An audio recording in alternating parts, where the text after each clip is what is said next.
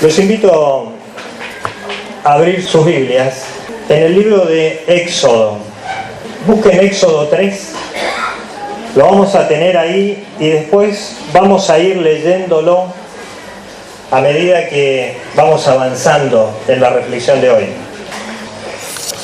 Y tomamos el ejemplo de Jesús cuando va a orar a Getsemaní, y en ese acontecimiento, en ese pasaje, encontramos cosas bastante interesantes para nosotros, que nos sirven para saber qué hacer en los momentos en que nos ataca el miedo.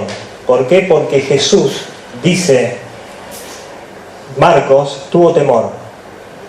En ese momento tuvo temor y angustia. ¿Se acuerdan de alguna de las conclusiones de las cosas que sacamos? No, ninguna. ¿Falta memoria? Bueno, un problema del miedo es que te falta la memoria. Esto es una ayuda para los de edad avanzada, para decir, bueno, no es que me falta la memoria porque ya tengo muchos años, sino porque tengo un poco de temor. Habíamos dicho que en el ejemplo de Jesús, lo mejor para solucionar los problemas de miedos cuando nos atacan los miedos era no aislarnos, estar en comunidad, buscar un grupo de pertenencia. Eso ayuda, que es lo que hizo Jesús con sus discípulos, yendo a orar no solo en ese momento, sino con todos sus discípulos y después con sus 3 más íntimos. Dijimos que Jesús lo vimos expresarse, hablar, contar lo que le pasaba, expresar sus sentimientos, pero no solo con gestos, sino con palabras. Las palabras ayudan, son un desahogo que nos ayudan a ir eliminando el miedo. También identificar nuestros miedos, ponerles nombre, tratar de ser justos y no engañarnos diciendo que tenemos miedo a una cosa cuando en realidad tenemos miedo a otra, ¿no? Conocer nuestras limitaciones. Jesús, dijimos en ese momento, sabía cuáles eran sus limitaciones, tenía una. En su oración había dicho, no quiero beber esta copa, pero que se haga tu voluntad, Padre. Y su limitación era la voluntad del Padre, hacer la voluntad del Padre. Orar a Dios en nuestros tiempos de miedo, orar a Dios es fundamental, contarle en oración lo que nos está pasando. Conocer la Biblia, porque la Biblia nos habla mucho acerca del miedo. Evidentemente Dios, que nos conoce, sabe que el ser humano es muy propenso a los temores, es muy propenso al miedo. Por eso una y otra vez en la Biblia vamos a leer el no tengas miedo, no temas, yo estoy con vos, ¿no? Significa el apoyo del Señor, el apoyo de nuestro Dios a nosotros para que vayamos superando esos momentos críticos, que todos, en mayor o en menor medida los tenemos. De nuevo, si Jesús los tuvo, nosotros también. Y el último que no estaba ahí, pero que surge un poco de la experiencia, es el ejercicio físico, ¿no? Jesús no fue al gimnasio, fue a orar a Getsemaní. No fue al gimnasio, no había gimnasio, pero para nosotros la caminata era un buen gimnasio, por ejemplo, ¿no?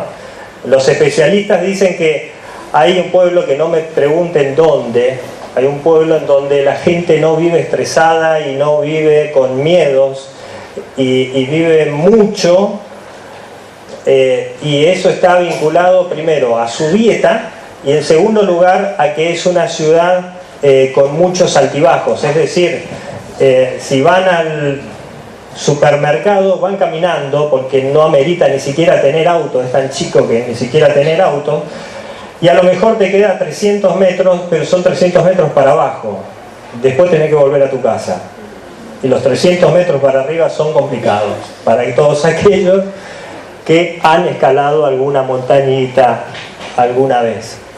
Ayuda. Pero quiero avanzar en esta noche y quiero proponerles hoy ver en el ejemplo de Moisés cómo aceptar los desafíos que el Señor nos presenta para esta nueva etapa en nuestra vida, o podemos decir para este nuevo año, y cómo enfrentarlos sin temores y sin miedos. Para eso quiero que vayamos leyendo un poco este pasaje. Vamos a leer bastante y nos vamos a ir deteniendo, pero les prometo que no va a ser tan largo como el domingo pasado. Me estoy controlando el tiempo.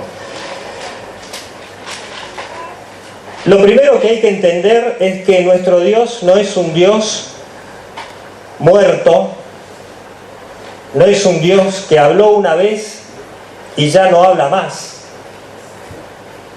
No es un Dios estático, no es un Dios que es hoy una estatua y que lo único que nos queda es leer para obtener más sabiduría todas aquellas cosas que dejó escrito.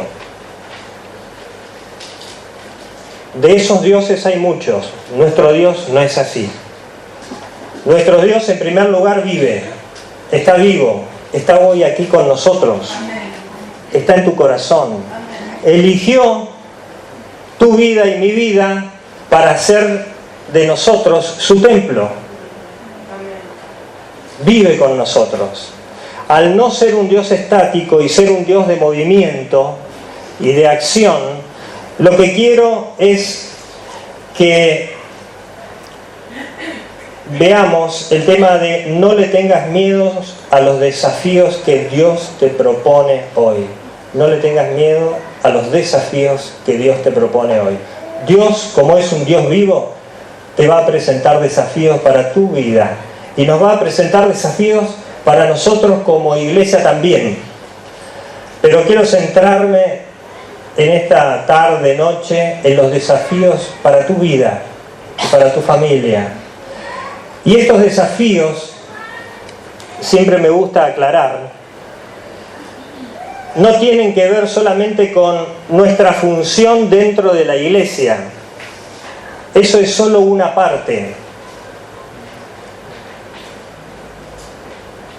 Lo más importante para Dios es la función que nosotros como cristianos e hijos suyos tenemos para cumplir fuera de la iglesia.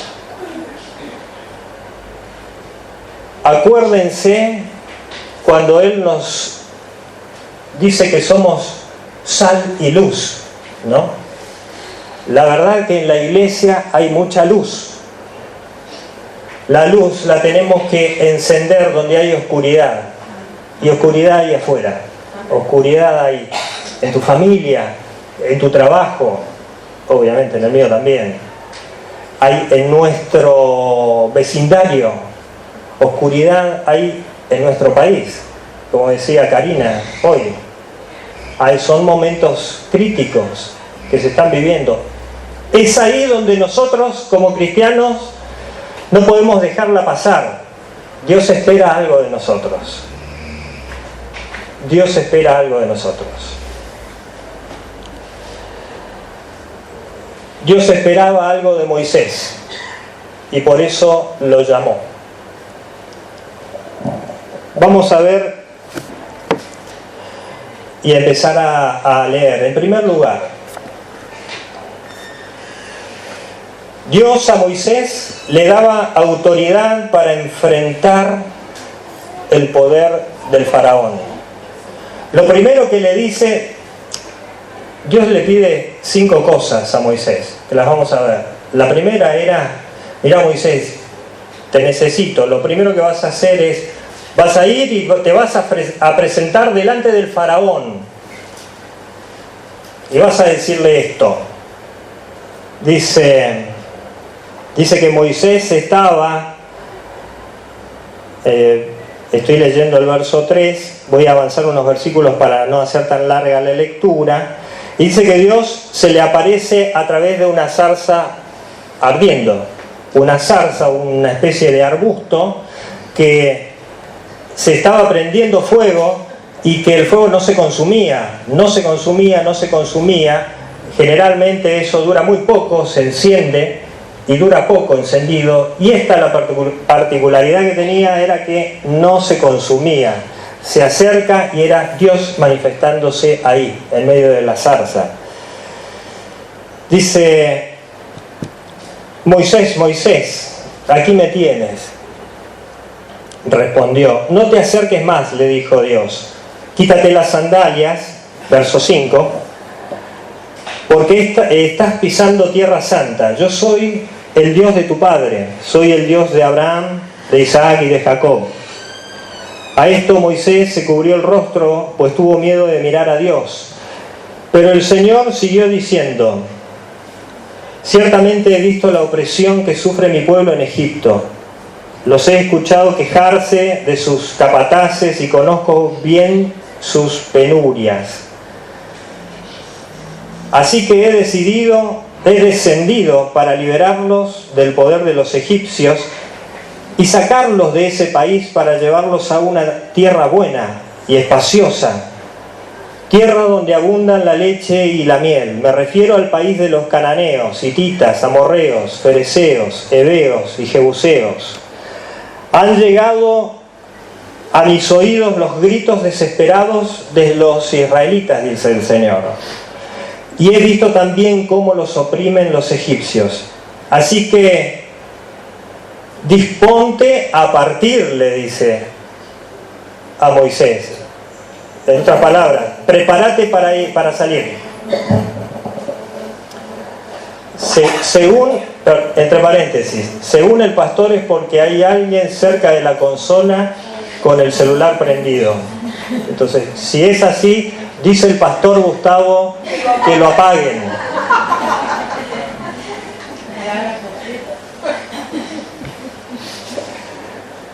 Así que disponte a partir. Voy a enviarte al faraón para que saques de Egipto a los israelitas, que son mi pueblo.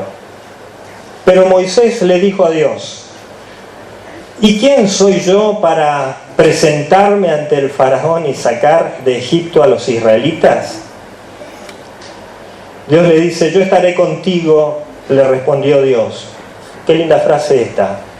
Hoy, cuando la leí, y la habré leído en toda mi vida muchas veces, pero me quedé, en ese momento se paró la preparación de la predicación. Yo estaré contigo, le respondió Dios, y te voy a dar una señal de que soy yo quien te envía. Cuando hayas sacado de Egipto a mi pueblo, todos ustedes me rendirán culto en esta montaña. En primer lugar, como les dije, Dios acá le está dando autoridad para enfrentar el poder del faraón. A ver, presentarse delante del faraón no era una tarea fácil, y mucho menos cuando lo que le tenía que decir era que deje ir a los esclavos, que eran la mano de obra baratísima que tenía Egipto. Moisés tiene que ir y decirle: faraón, se quedan sin esclavos, van a tener que trabajar ustedes, en otras palabras. Lo voy a traer a la actualidad, solamente para ponerlo en claro. Es como que a vos venga Dios y te diga: mirá, tomate un avión, un barco, lo que vos quieras, y tenés que ir a ver a Barack Obama y decirle a Obama que o le da la green card a todos los latinos que trabajan en los Estados Unidos en condiciones de esclavos y con sueldos bajos, o los voy a sacar a todos de Estados Unidos y van a tener que trabajar ustedes, los norteamericanos, limpiando casas, limpiando copas, limpiando platos, sirviendo, haciendo todo el trabajo que ustedes, Barack, no quieren hacer. pongo esto solo como ejemplo. ¿Y por qué pongo esto? Porque Faraón era la persona más poderosa del mundo en ese momento. Similitudes, digamos, con hoy, ¿no?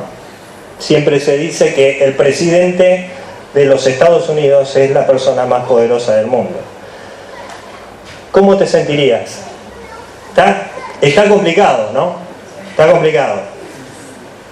Porque aparte le tenés que ir a decir, Dios me dijo que te diga. Con lo cual, todo lo que pueden llegar a pensar de vos es...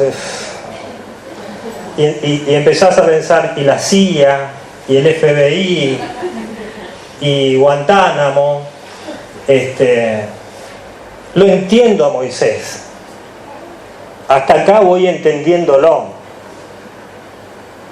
Pero ¿saben qué? Dios, hay algo que le está diciendo, y después lo va a refrendar, lo vamos a ver. Dios lo que le está diciendo a Moisés es, yo soy el que te mando. Y si te mando yo, tenés que ir. Y no importa cuán poderoso sea a quien tenés que enfrentar y hablar. Porque vas en mi nombre. También le da una señal. La señal es, mirá Moisés, como Dios sabía que la obra que tenía que hacer Moisés era muy larga en el tiempo, Dios les di, y esto era recién el comienzo, Dios le dice, una señal te voy a dar, para que vos entiendas que yo soy el que manda. Van a salir de Egipto y van a adorar acá, en esta montaña en donde estamos, donde estaban hablando Dios con Moisés. ¿Y quién soy yo para presentarme ante el faraón, ¿no? En segundo lugar, el verso 13, Dios le dijo que haga algo, él dijo, yo esto ante faraón no. Dios le dice, sí, por esto, por esto, por esto. Entonces Moisés no se queda solamente con eso y busca ansiosamente alguna forma de zafar de esta situación. Y le dice en el verso 13, Moisés insistió, supongamos que me presento ante los israelitas y les digo, el Dios de sus antepasados me ha enviado a ustedes. ¿Qué les respondo si me preguntan, ¿y cómo se llama? El segundo punto tiene que ver, fíjense, presten atención a esto y lo vamos a entender después. El segundo punto es, Dios reescribió el pasado en la vida de Moisés. Lo reitero, Dios reescribió la historia de Moisés. Reescribió la historia de Moisés. Ahora lo vamos a entender. Lo que tenía que hacer Moisés era ir, presentarse primero ante el faraón y después presentarse delante de los israelitas y hacer que los israelitas le crean, cosa altamente difícil. ¿Cómo una persona va a ir a una nación llena de israelitas para convencerlos de que Dios los va a liberar de la esclavitud, sin que los israelitas, por otro lado, piensen que en esa intencionalidad de huir de Egipto no mueran todos, no tomen represalias y maten a todos los israelitas, los egipcios? Pero adicionalmente hay un dato. Moisés lo que tenía que hacer era luchar con su pasado, porque su pasado lo condenaba. Su pasado era homicida. Y Dios le estaba diciendo, habla por un lado con Faraón y después andá y habla con los israelitas. ¿Cómo se iba a presentar él que había matado a un egipcio defendiendo a un israelita, y después quiso mediar y terminar una pelea también entre egipcios e israelitas, y un israelita le dice: ¿qué? ¿Acaso nos vas a matar como hiciste con aquel egipcio? A Moisés eso le dio miedo, porque entendió y supo que lo que él había hecho en ese momento, muchos años atrás de esta conversación que está teniendo con Dios, muchos años atrás, había entendido que se conocía que él era un homicida. El problema de Moisés era personal. Era que le costaba aceptar su historia. Había matado a alguien y ahora tenía que ir a ese lugar corriendo riesgo que lo atrapen, que lo metan preso y que lo maten.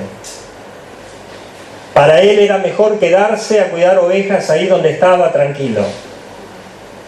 Sin embargo, Dios no quería eso. Y así como le dice: yo voy a estar con vos cuando vayas a hablar con Faraón, yo voy a estar con vos también cuando vayas a hablar con los israelitas. Y cuando te pregunten mi nombre, le vas a decir: yo soy el que soy. No, algunas versiones hablan: yo soy Jehová, yo soy Yahvé, yo soy el que soy, yo soy el que estaré. Es otra de las traducciones. Lo que le garantizaba a Dios es que iba a estar siempre con él. Que lo estaba poniendo frente a un desafío casi de vida o muerte, pero que Dios iba a estar con él siempre. Y esto me trae a recuerdo otros pasajes de la Biblia, porque tiene que ver también con el hecho de que siempre se puede empezar de nuevo. No importa tu pasado, no importa cómo fue tu pasado, no importa cómo está siendo tu presente. Dios puede hacer todo nuevo en tu vida, ¿no? Tenelo siempre presente. Dios puede reescribir tu vida, tu pasado, tu historia, y hacerte una nueva persona. Y presentarte desafíos. Usar tu vida para un bien común. Si avanzamos un poco, estoy yendo más rápido de lo normal. Capítulo 4. Moisés, en el verso 1, Moisés trata de nuevo de escaparse de esa situación. No quiere presentarse delante de los israelitas ni del faraón, y entonces vuelve a la carga en la conversación con Dios y le dice: Moisés volvió a preguntar: ¿y qué hago si no me creen ni me hacen caso? ¿Qué hago si me dicen: el Señor no se te ha aparecido? También era un temor ciertamente lógico, ¿no? ¿Por qué te tenemos que creer? Y entonces aparecen 3 señales que Dios le pone ahí. Sigamos leyendo. Dice, el Señor le dice: ¿qué tienes en la mano? Y Moisés le responde: una vara, ¿no? Una vara de madera. Deja caerla al suelo. Moisés la dejó caer al suelo y la vara se convirtió en una serpiente. Moisés trató de huir de ella, pero el Señor le mandó que la agarrara por la cola. En cuanto Moisés la agarró a la serpiente por la cola, ésta se convirtió en una vara en sus propias manos.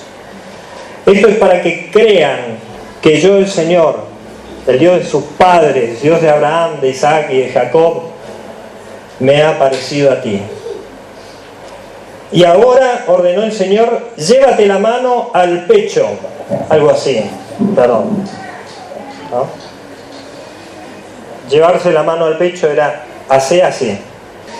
Y dice que cuando sacó la mano, o sea, metió la mano sana, y cuando la sacó, dice, si seguimos leyendo, la tenía toda cubierta de lepra y blanca como la nieve.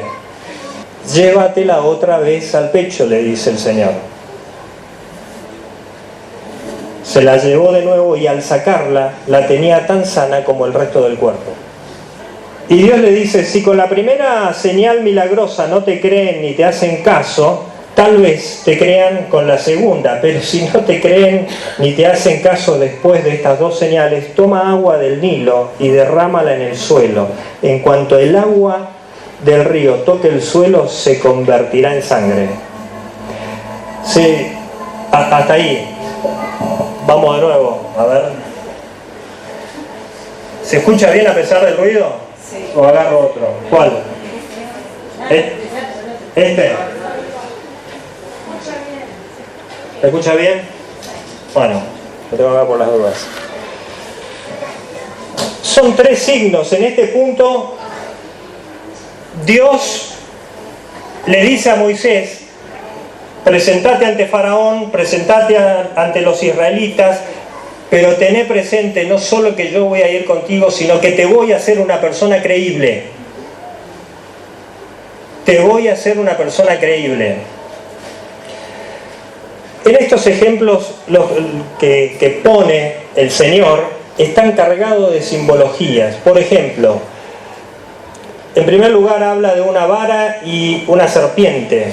Si ustedes van a la historia, van a ver que para los egipcios las serpientes eran animales, no sé si son animales, eran reptiles. Formaban parte para ellos como de una divinidad, o sea, eran adorados.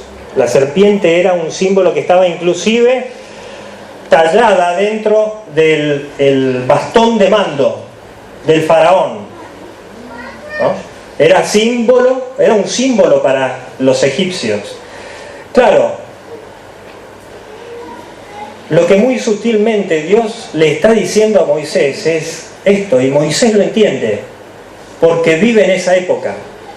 Tal vez nosotros no, pero Dios le está hablando en un lenguaje que él entiende, y es: tirar la vara se va a convertir en una serpiente. La serpiente era símbolo de Egipto. Y Dios le dice ahora, agarrala de la cola y la vas a dominar y la vas a transformar en algo que no sirve para nada.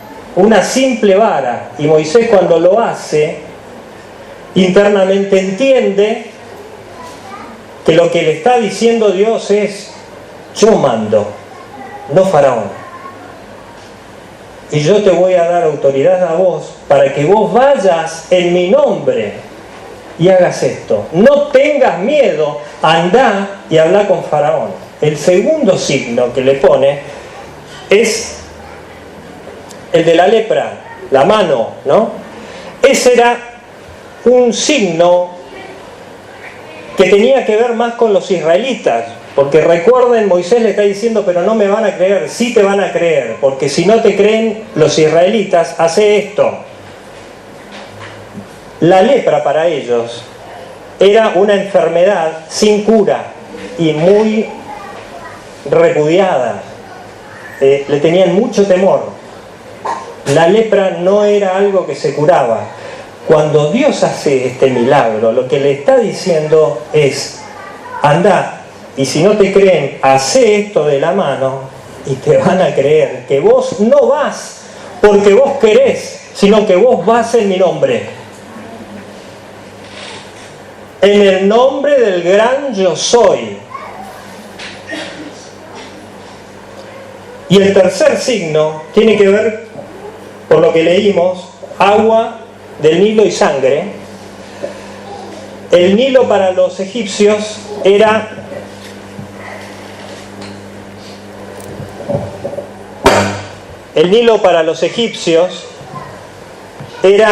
símbolo de vida. El Nilo traía el agua que se necesitaba para los cultivos, etc. Era símbolo de vida en el Egipto hasta en el actual.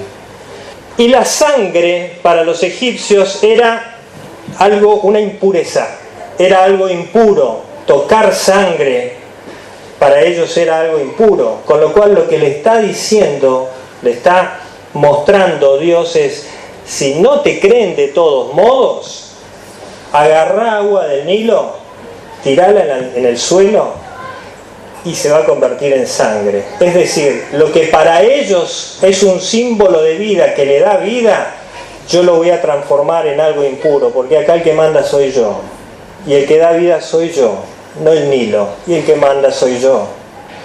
Moisés, en definitiva, anda tranquilo, pero anda. Tené presente que si Dios viene a vos, y que te confirmo que va a venir a vos, y te va a plantear desafíos para tu vida, tené en cuenta que va a ser como hizo con Moisés. Junto con el desafío, te va a dar las herramientas para que puedas cumplirlo. ¿Está claro? No te va a mandar solo, sola. Te va a dar un desafío que verdaderamente es un desafío para el cual vas a tener que tener confianza en Dios y fe, y te va a dar las herramientas como se las está dando a Moisés para que vaya y cumpla el desafío. Para cumplir el último, imagínense todo lo que Dios hizo en esta conversación con Moisés. La verdad es que si nos pasa a cualquiera de nosotros, si yo tiro el micrófono y se transforma en una serpiente acá, y Dios me dice agarrala, y yo la agarro, no le tengo miedo a la serpiente, a ver, pero tampoco voy a andar durmiendo con alguna. Si la agarro y se transforma de nuevo en cable, y ya casi me convence. Si yo me dice, poné tu mano así, y la pongo sana, la saco enferma, y hago lo mismo, y vuelve a estar sana, y sí. Si agarro esta agua, la tiro, y acá es agua, pero ahí es sangre, y le creo. ¿No? Ya estaría más que convencido. Bueno, veamos. En el verso 10, ¿qué le dice Moisés después de todo esto? Señor, yo nunca me he distinguido por mi facilidad de palabra, objetó Moisés. O sea, ya a esta altura Moisés quería zafar de cualquier manera, sin importar todos los milagros que el Señor había hecho, las señales que le había mostrado. Y sigue diciendo, y esto no es algo que haya comenzado ayer ni anteayer, ni hoy que te diriges a este servidor tuyo. Francamente, me cuesta mucho trabajo hablar. O sea, a esta altura, lo que le está diciendo, está bien, te creo todo, pero no soy... Lo que le pasaba a Moisés era que era tartamudo. Era tartamudo. Entonces imagínense, siendo tartamudo, tener que decirle a Faraón y ser creíble, y a los israelitas, y que tengan el tiempo, que te den el tiempo para que vos con tu tartamudez puedas expresar todo. Toda una idea, todos los planes del Señor, o más bien todas las órdenes del Señor. Pero ya se nota algo. Cuando uno empieza a leerlo más detalladamente a este pasaje, ve que Moisés va cambiando el vocabulario y ya lo trata a Dios como Señor. Algo estaba cambiando en él. Lo trata a Dios como Señor, y aparte él se pone ya como un siervo. Este es tu siervo.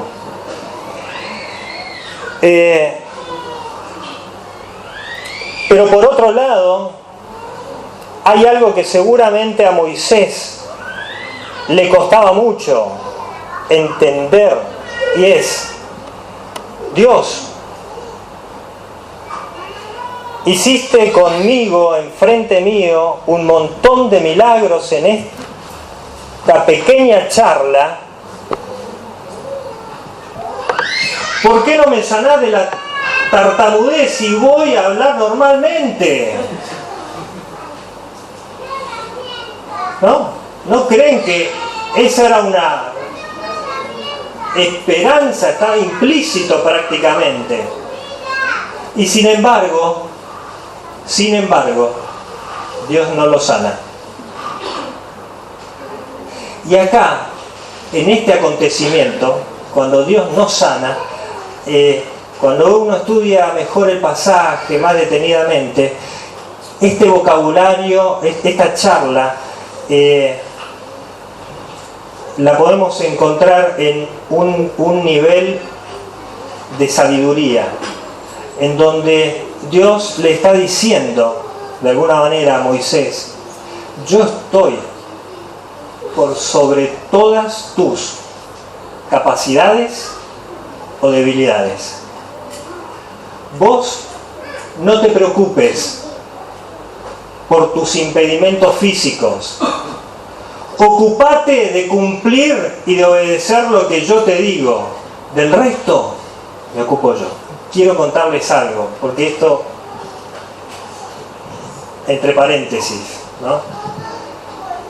Esta idea de que Dios, pudiendo hacer el milagro de sanarlo, para hacerle la vida más, el desafío más fácil a Moisés, no lo sana. Lo deja así. Y le da una solución. Dice el pasaje, cuando Moisés le dice esto, Dios le responde: ¿y quién le puso la boca al hombre?, le dice Dios. ¿Acaso no soy yo el Señor quien lo hace sordo o mudo al hombre? ¿Quien le da la vista o se la quita?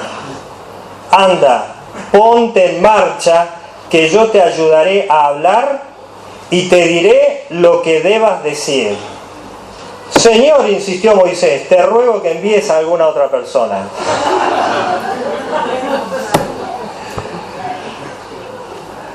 Causa gracia, ya estamos terminando, causa gracia dice: entonces el Señor ardió en ira contra Moisés, ¿no? Causa gracia, pero sí, cabezón. ¿Qué más tengo que hacer para que de una vez por todas vaya? Y le dijo: ¿y qué hay de tu hermano Aarón, el levita? Yo sé que él es muy elocuente, le dice Dios. Además, ya ha salido a tu encuentro y cuando te vea se alegrará el corazón. Tú hablarás con él y le pondrás las palabras en la boca. Yo los ayudaré a hablar, a ti y a él, y les enseñaré lo que tienen que hacer. Él hablará por ti al pueblo, como si tú mismo le hablaras, y tú le hablarás a él por mí, como si yo hablara. ¿Entienden lo que le dice? Dios le dice: yo voy a hablar con vos, te voy a dar las órdenes, vos se las vas a decir a tu hermano, para que tu hermano le diga al pueblo lo que yo le estoy diciendo, lo que yo quiero decir. Pero no me sanaste, Señor, tengo que depender de mi hermano. Yo me acuerdo, hace muchos años, y esto tiene que ver a veces con algo difícil de comprender. ¿Por qué Dios a veces sana y a veces no? ¿Por qué Dios a veces hace milagros y a veces no los hace? O los hace después de un tiempo, o los hace después de varios años, o los hace después de muchos años, o a veces no los hace. Un día estábamos en una reunión de jóvenes, éramos unos 20 jóvenes hace muchísimos años. Muchísimos años.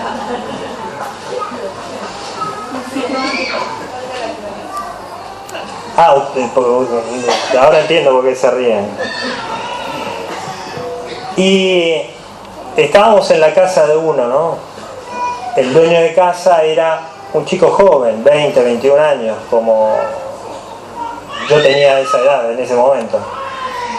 Y éramos unos 20, una reunión de jóvenes, y en un momento nos ponemos a charlar. Y él se había convertido hace poco con su familia, sobre todo con su padre. El padre y él se habían convertido hace poco. Y el padre estaba muy enfermo, bastante enfermo. Entonces cada uno empieza a dar algún testimonio y él empieza a hablar y dice algo que a mí me quedó grabado para siempre. Dice: amo a Dios. Y la verdad es que Dios a mi papá no me lo sanó. Padre había muerto hacía una semana. Dios a mi papá no lo sanó, pero lo salvó. Y se hizo un silencio así de esos. Y lo dijo sinceramente. Él entendió que lo mejor que había hecho Dios con su padre no era sanarlo, era salvarlo. Cuando nosotros evaluamos a Dios por los milagros que hace en nuestra vida o alrededor nuestro, estamos equivocados. Los va a hacer la cantidad que Él quiera. Pero hay algo más importante que eso, y es la salvación. ¿De qué te sirve ir sano al infierno? Prefiero ir enfermo al cielo. Ese era el pensamiento de este joven, ¿me comprenden? Me quedó grabado. En conclusión, Dios en este nuevo año te va a plantear desafíos. Te los va a plantear porque es un Dios vivo y que tiene cosas para hacer y que las puede hacer solo a través tuyo. De todos. Ninguno queda fuera. Ninguno quedamos afuera. Sepamos